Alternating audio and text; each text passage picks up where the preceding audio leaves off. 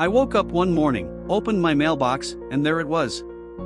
A letter, telling me I had 30 days to leave my own home. My home, the place I worked for, the place I built memories in. At first I thought, maybe it's a mistake, maybe it's a warning. But no, this was serious. The HOA wasn't just giving me a fine, they were trying to take everything away. And what happened next is something you will not believe. Welcome back to HOA Max Stories, where real homeowners share the battles you never hear about.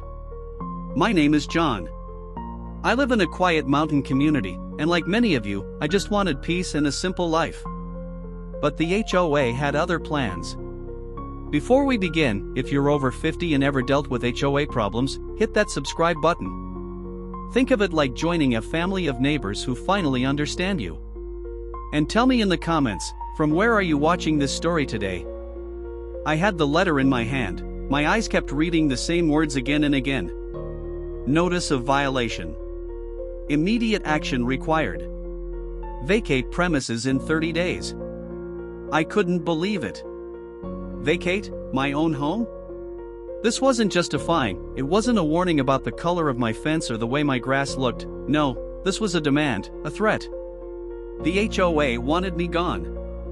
I sat on the porch that morning, staring at the mountains in front of me, the same mountains I moved here to enjoy, and for the first time, they didn't feel peaceful.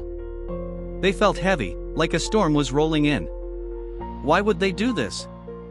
What had I done that was so wrong? I flipped through the pages, and it listed multiple violations. But none of them made sense.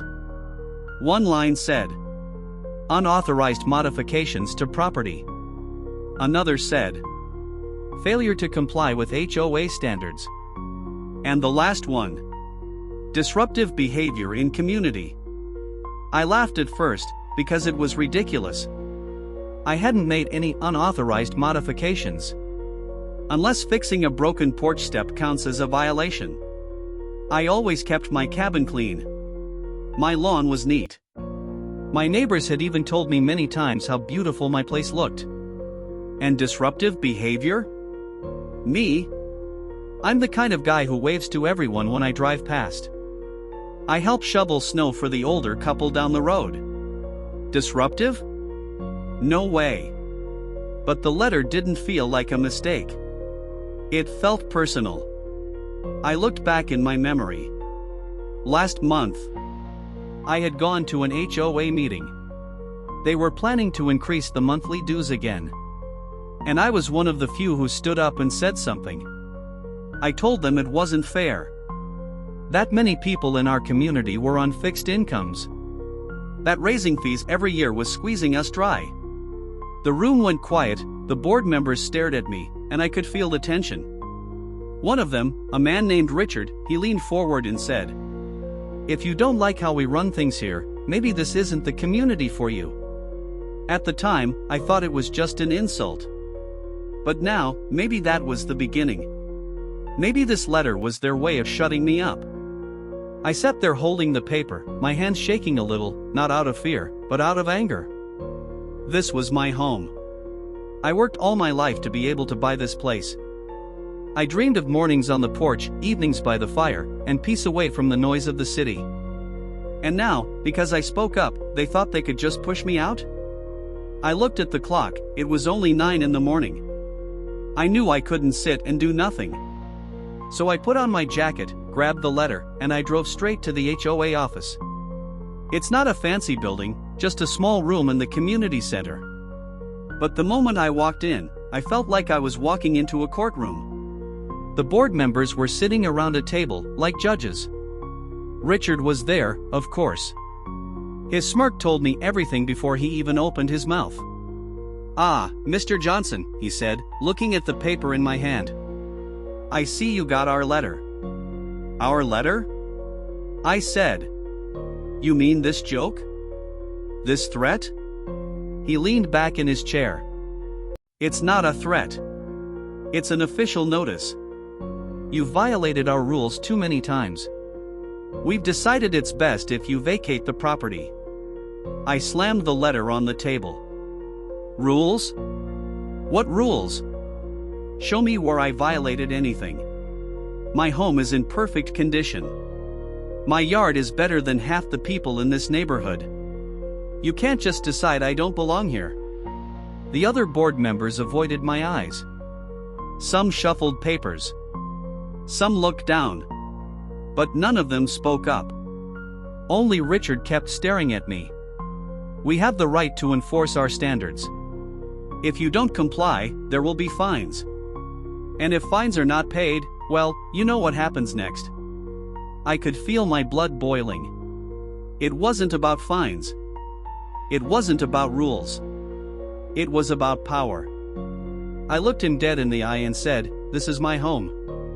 I'm not leaving. And you're not going to scare me." The room went silent. For a moment, nobody moved. Then Richard leaned forward again and whispered, "We'll see." I walked out of that room, my heart pounding, but I wasn't broken. If anything, I was stronger. They wanted a fight? They were going to get one. When I got back home, I sat at my desk, pulled out every document I had, my deed, my mortgage papers, every letter the HOA had ever sent me. I was going to be ready. But as I sat there, staring at that stack of papers, a thought hit me. If they were doing this to me, how many others had they done it to? How many quiet neighbors just packed up and left, because they didn't know how to fight back? That night, I couldn't sleep. I sat by the window, watching the cabin lights flicker across the mountain, wondering what the next move would be. Because I knew Richard and the HOA weren't done. And neither was I. Now let me ask you something. If you were in my shoes, sitting across that table from Richard and the board, and they told you to leave your own home, what would you say back to them? Tell me in the comments below.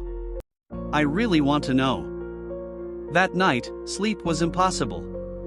Every time I closed my eyes, I could see Richard smirk. I could hear his voice. "We'll see."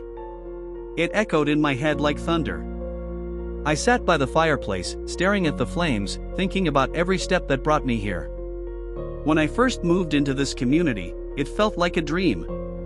A quiet mountain cabin, a place where neighbors waved when you passed by, where kids played in the yards, where life finally slowed down after years of hard work.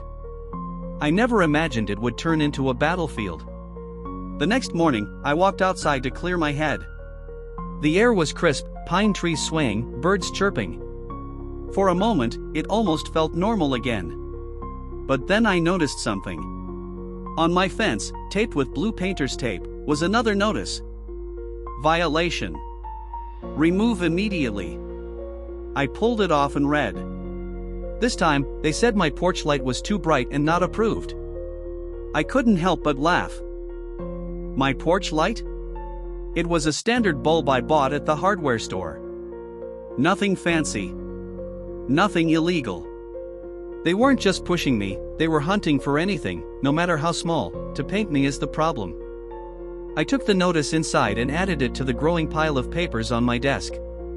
And that's when I decided, enough was enough.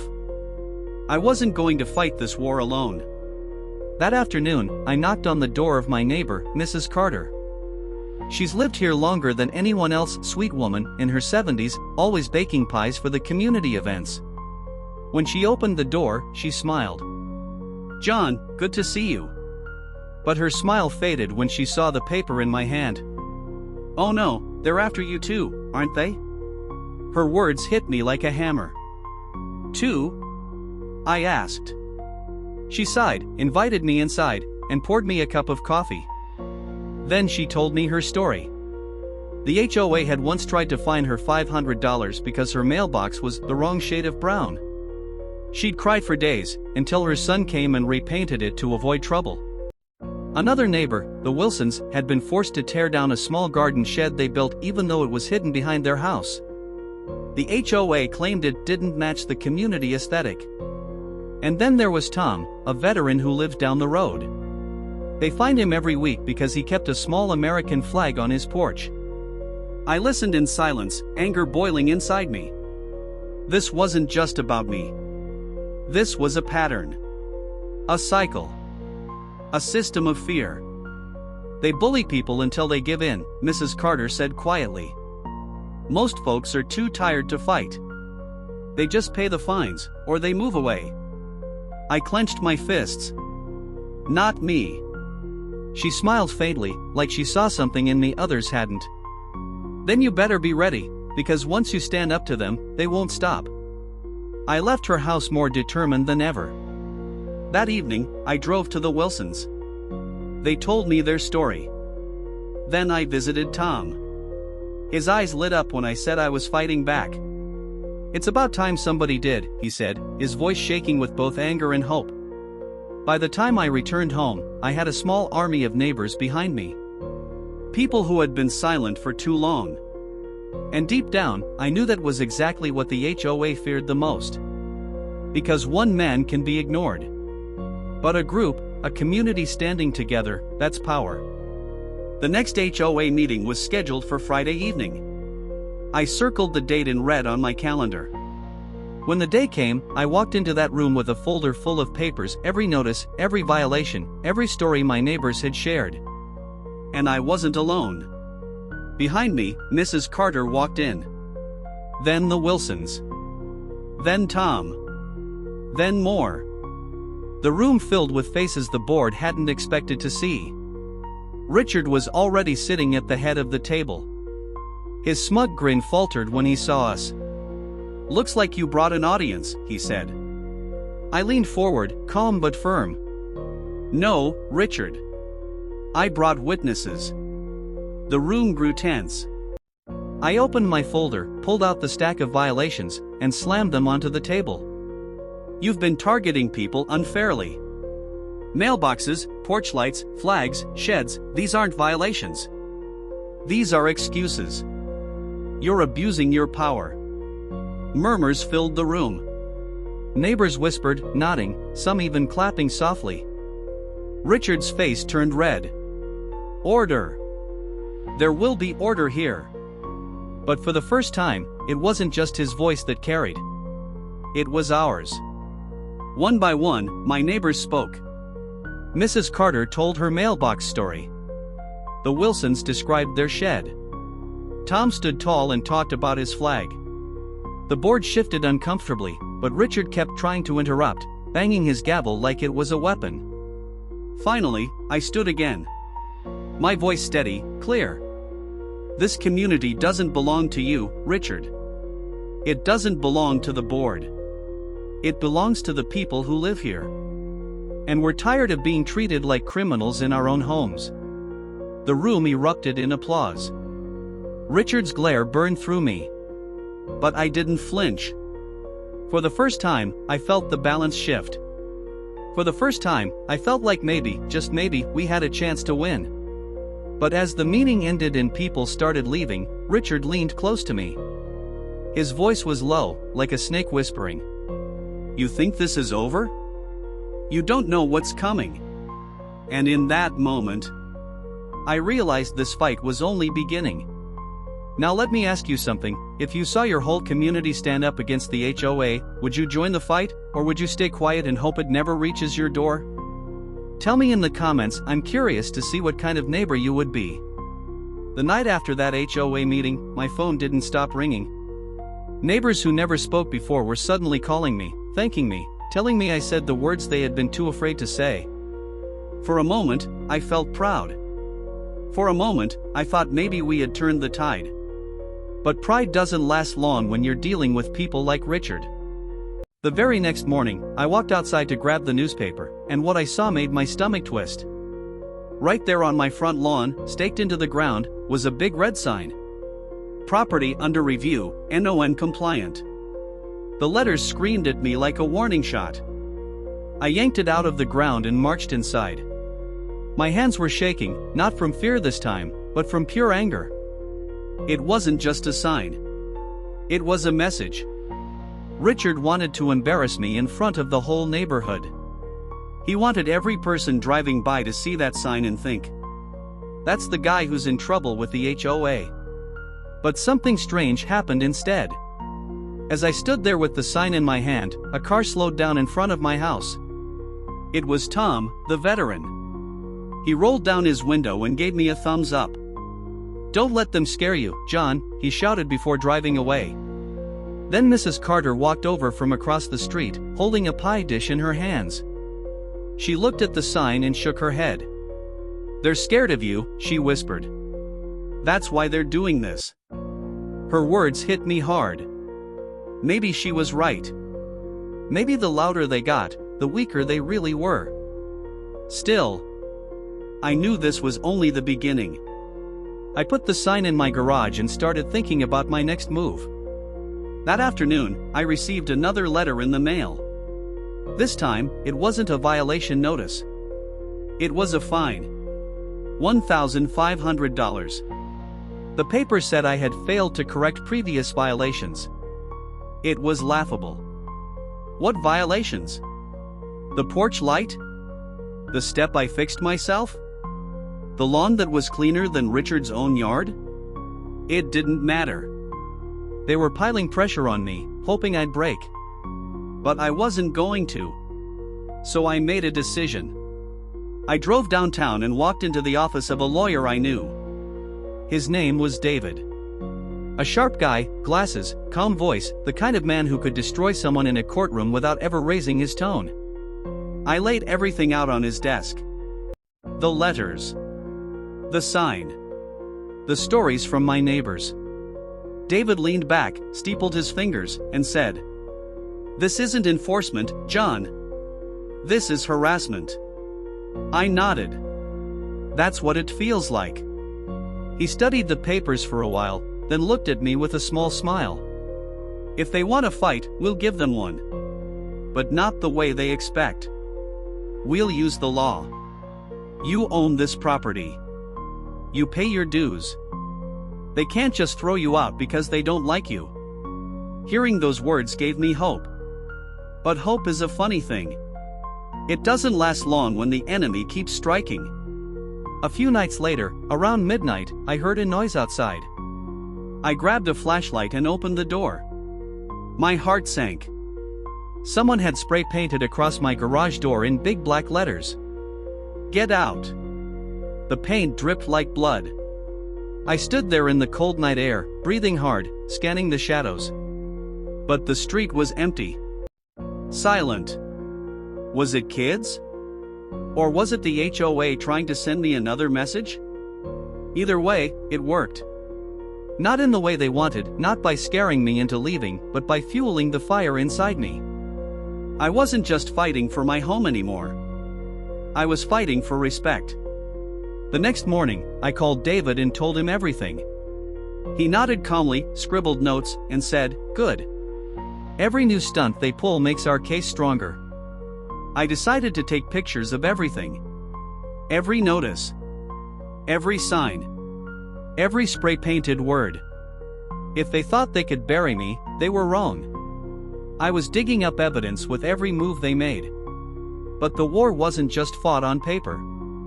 That week, the HOA called another special meeting. It wasn't on the schedule.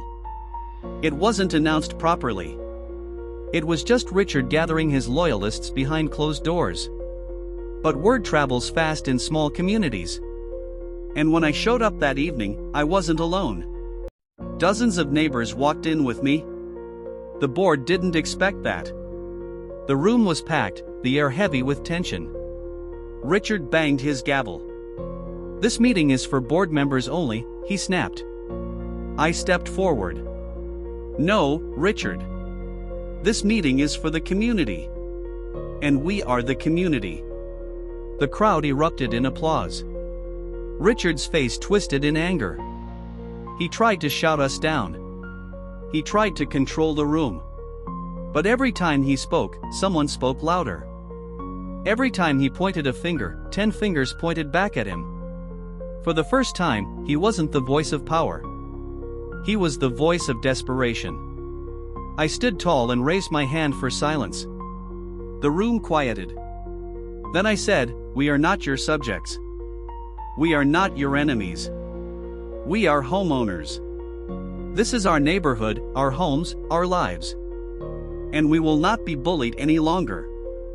The room thundered with cheers. Richard's gavel hit the table so hard, the wood cracked.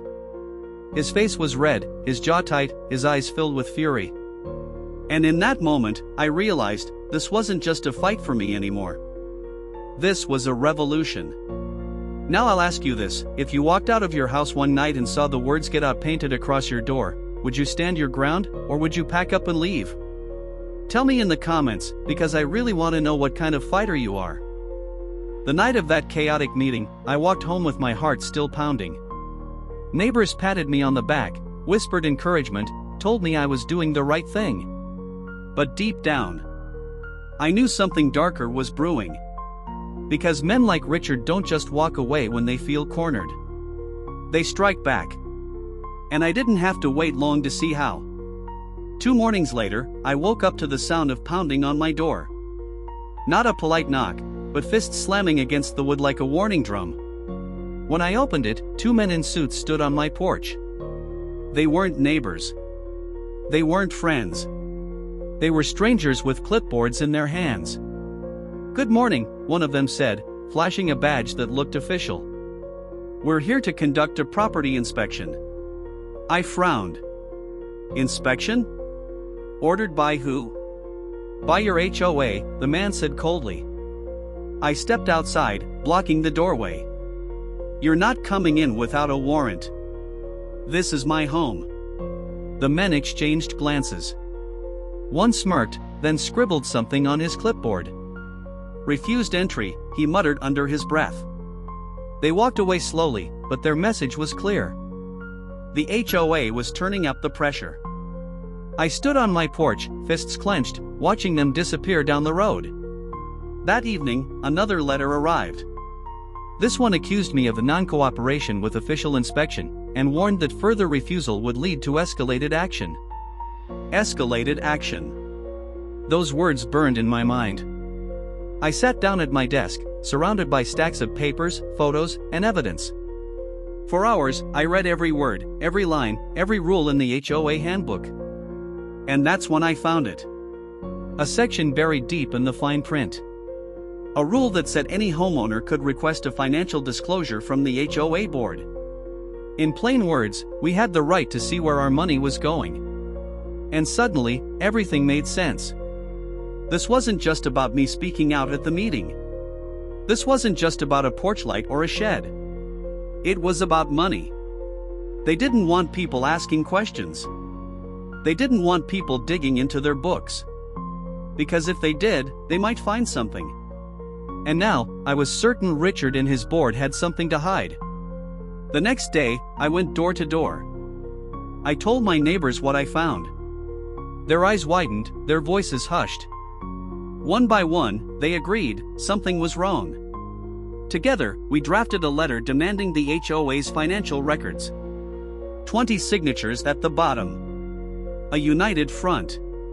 When we delivered it at the next board session, Richard's face drained of color. He tried to laugh it off, but his hands shook as he shuffled the papers. "We'll review your request," he muttered. But we all knew what that meant. Delay. Stall. Hope we'd forget. Except I wasn't forgetting. Not this time. Days passed. No response. More violation notices appeared on my fence. Another fine in the mailbox. Harassment, plain and simple. But then, one night, something strange happened. I was sitting in my living room when I heard a knock. Not loud, not angry. Gentle. Almost secretive. When I opened the door, a woman stood there. I recognized her. She was the HOA's secretary. Always quiet during meetings, never looked me in the eye. She glanced over her shoulder before speaking. "I shouldn't be here," she whispered. "But you need to know." "Know what?" I asked. Her voice trembled. "Richard, he's been taking money. Thousands. From the HOA funds. Hiding it under fake maintenance projects. And anyone who questions him, he finds a way to drive them out." My chest tightened. I had suspected it, but hearing it confirmed sent chills down my spine. She handed me a folder. I made copies. Bank statements. Invoices. Proof. I took the folder with shaking hands. "Why are you giving this to me?" She looked at me with tears in her eyes. "Because I can't live like this anymore. And because you're the only one who's ever stood up to him." Before I could say another word, she turned and hurried into the night. I closed the door and laid the folder on my table. Inside, page after page of evidence. Payments made to contractors who didn't exist. Large withdrawals labeled as community improvements that never happened. It was worse than I imagined. Richard wasn't just abusing power. He was stealing from all of us. The next morning, I gathered my neighbors again. We spread the papers across Mrs. Carter's dining table. Gasps filled the room. Anger burned in their eyes. "This is it," I said. "This is why they want me gone. Because they know I won't stay quiet." We made a plan. A bold one. At the next HOA meeting, we weren't just going to demand answers.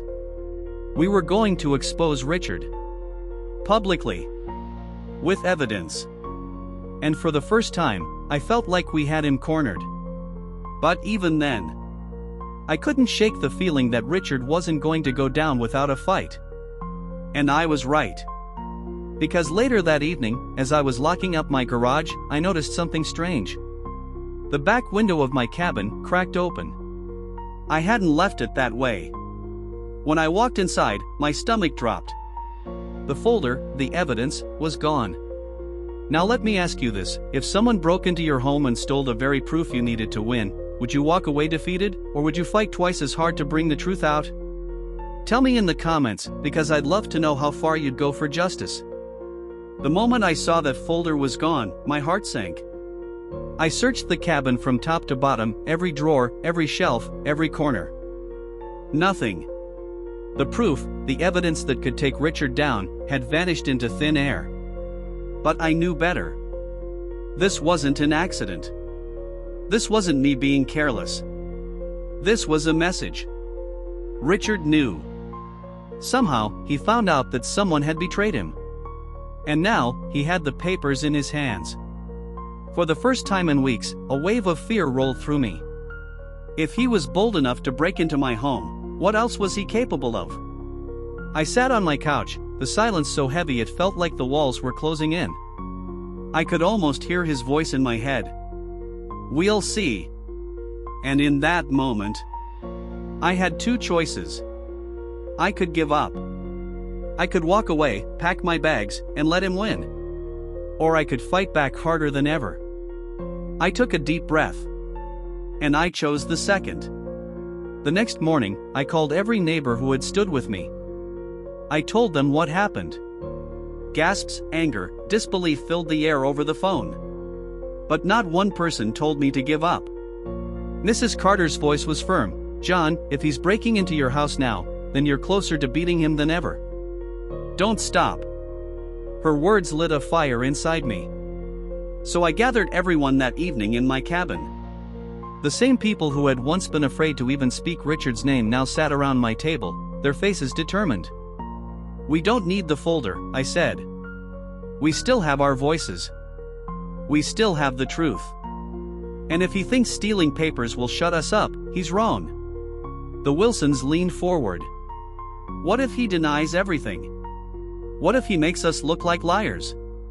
I smiled faintly. "Then we hit him where it hurts the most, transparency.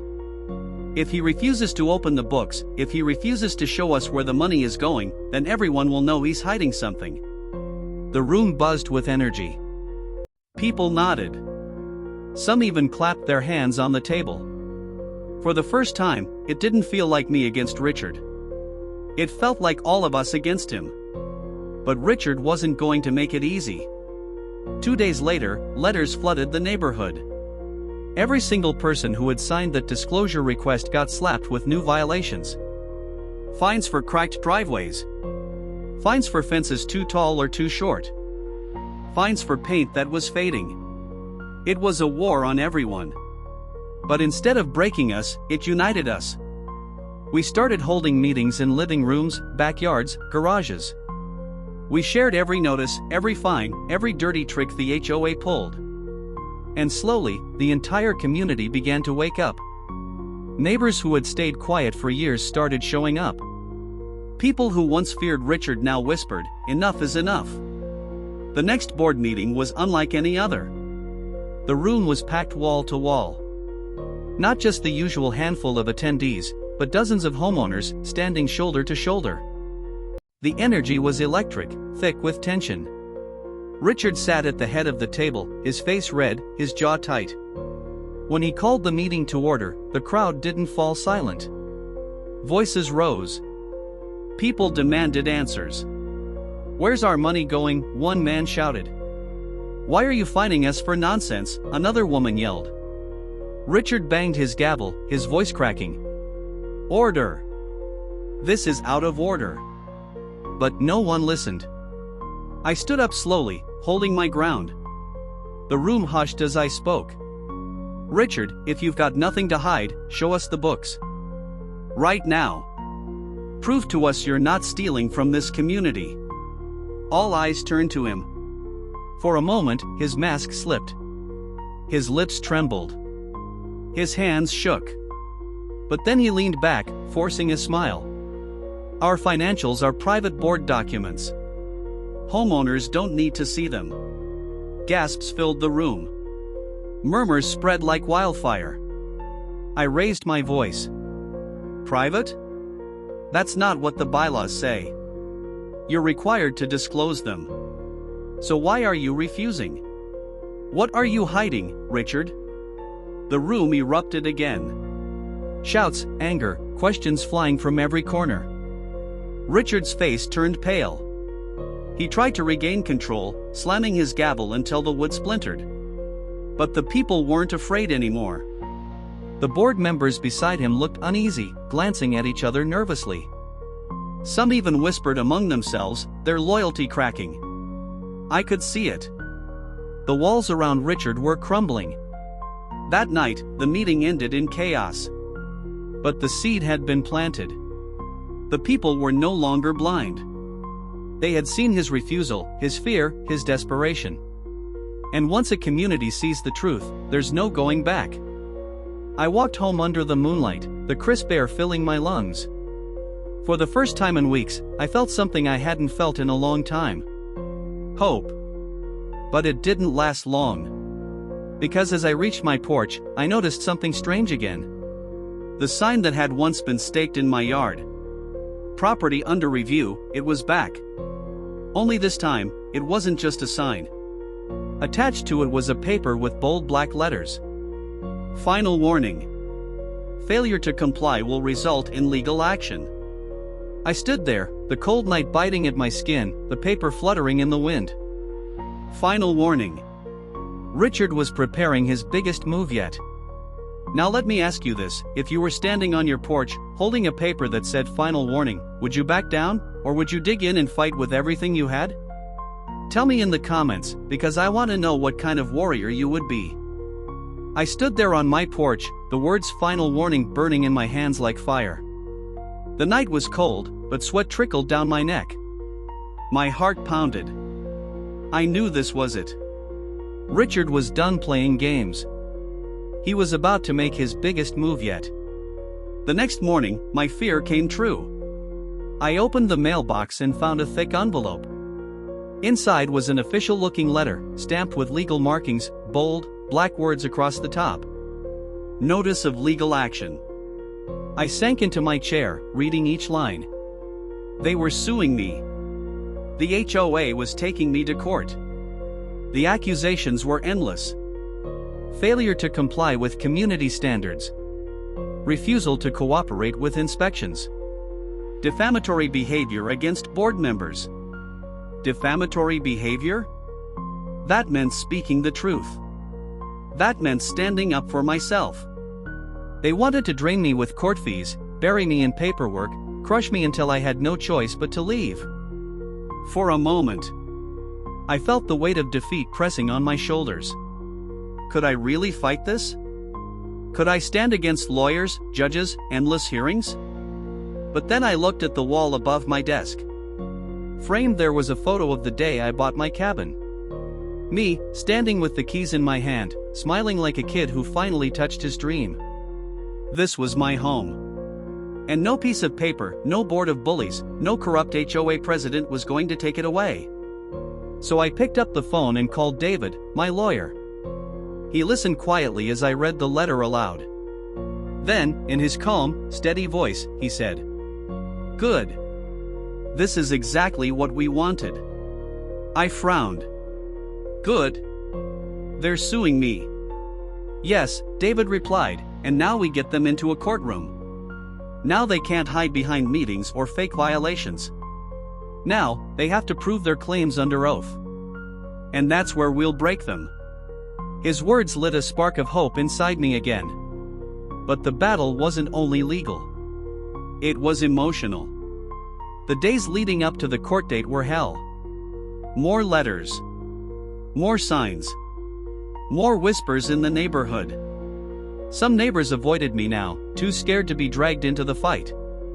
Others doubled down in their support, dropping off food, calling me to check in, promising they'd testify if needed. But Richard? He walked around the neighborhood like a king, his smug grin wider than ever. One afternoon, I caught him outside by his car. He saw me, and instead of turning away, he walked over. "Well, John," he said, his voice dripping with sarcasm. "Enjoying your last days here?" I clenched my fists but kept my voice steady. "This isn't over, Richard. Not by a long shot." He leaned closer, whispering so only I could hear. "When this is done, you'll wish you never bought this place." I didn't answer. I didn't need to. Because I could see it in his eyes. Behind the smirk, behind the arrogance, there was fear. The day of the hearing finally arrived. I walked into that courthouse with David by my side. The room smelled of old wood and polish, the air heavy with silence. Richard was already there, sitting with his attorney, papers stacked high in front of them. The judge entered. The case began. Richard's lawyer stood first, painting me as a troublemaker. This man refuses to comply. He ignores rules. He disrespects authority. He is disruptive to the peace of this community. I sat quietly, letting him talk. Because I knew the truth was about to come out. When it was our turn, David stood. Calm. Confident. He began pulling out photos, notices, records. Each one laid bare the lies. He showed the ridiculous fines, the fake violations, the spray paint on my garage, the harassment. And then, he brought up the bylaw. The one that said financial records must be disclosed. "Your Honor," David said firmly, "this board has refused to follow its own rules. My client has requested transparency, which is his legal right. Instead of compliance, he has been threatened, fined, and now dragged into court. The question is not whether my client broke rules. The question is what this board is hiding." The judge leaned forward, his brow furrowed. He turned to Richard. "Do you have financial records to present?" Richard shifted in his seat, his face pale. His lawyer stuttered, fumbling through papers. "We will need more time, Your Honor." But the judge shook his head. "No. You've brought this action. If you claim this man is disruptive, you need evidence. Where are the records?" The silence in that room was deafening. Richard's hands trembled. His face flushed red. He had nothing. And in that moment, I knew we had him. The hearing was adjourned, but the judge ordered the HOA to produce financial records within 30 days. It wasn't a final victory, but it was the beginning of the end. When I walked out of that courthouse, the sunlight felt brighter, the air felt fresher. Neighbors who had come to watch patted me on the back, smiling, hopeful. Richard stormed past, his eyes filled with rage. But I didn't care. Because for the first time, the fight wasn't just mine anymore. It was ours. Still, I couldn't ignore one thought that lingered in the back of my mind. Richard had already broken into my home once. He had already spray-painted my garage. If the judge forced him to hand over the books, what else would he do to protect his secrets? The war was far from over.